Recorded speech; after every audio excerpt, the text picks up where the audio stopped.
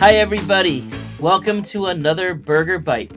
As you know, with these Berger Bites, sometimes I will go a little bit off our typical topics, but just things that are either of interest or importance to me.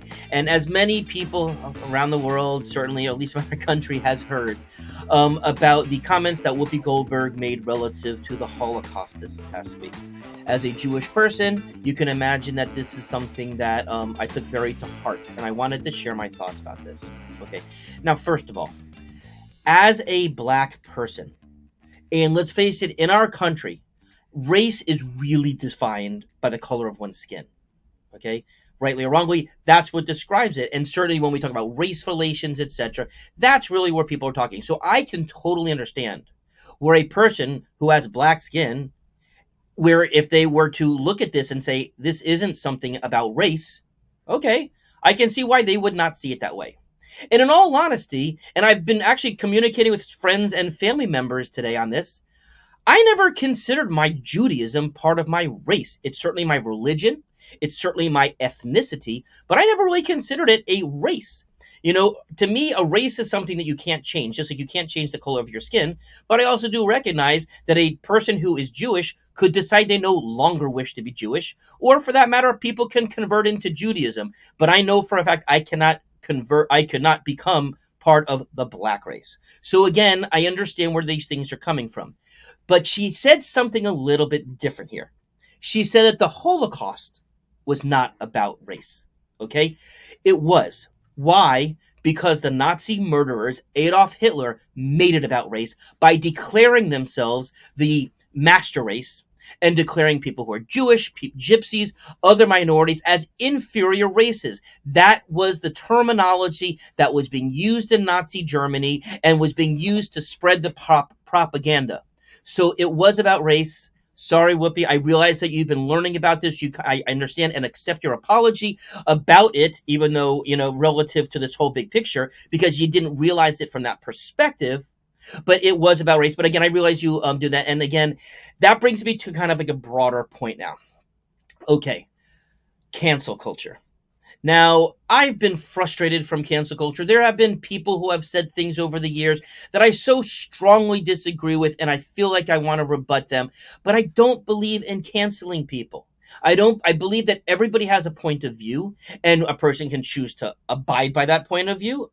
A listener can abide by that point of view. A person can say no, and because of the way you're saying, my point of view, which is different, is actually reinforced by me thinking about it, or they can ignore it altogether. But what does canceling accomplish? How do we get any greater growth of our community and unity if we decide to cancel everybody that we don't fully agree with? How does that create a better dialogue? How does that make us elevate ourselves as a society?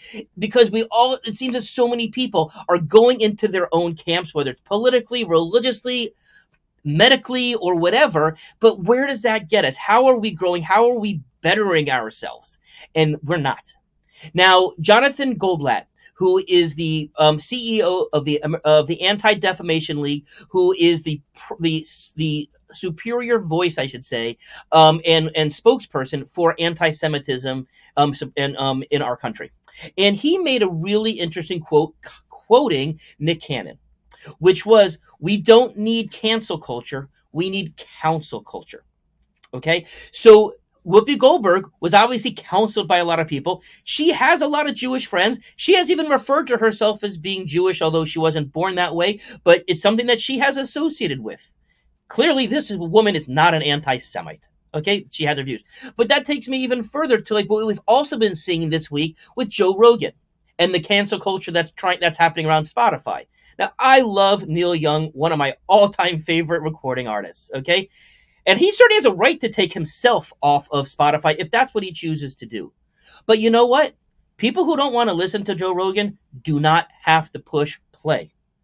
And so this whole thing of canceling, I'm going to deprive Spotify listeners, subscribers, my music, as other recording artists have done also. How is that supportive?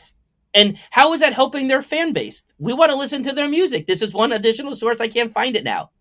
So, but also, does he think that are other people going to unsubscribe to Spotify because just Neil Young and a few other people took their music off. I mean, I haven't heard of anybody. I guess there are people who are so much up in arms about Joe Rogan.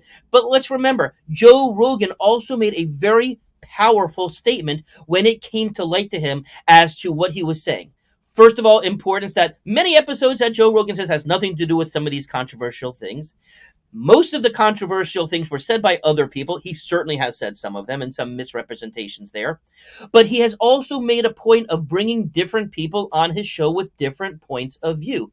Joe Rogan, if you're listening to this, I would be happy to come on your show.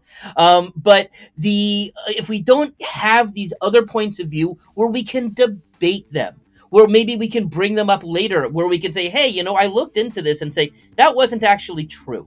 But let's talk about it. Let's not be so antagonistic about other people. So again, just summing up, we do not need cancel culture. We need counsel culture. Thank you. Have a nice day.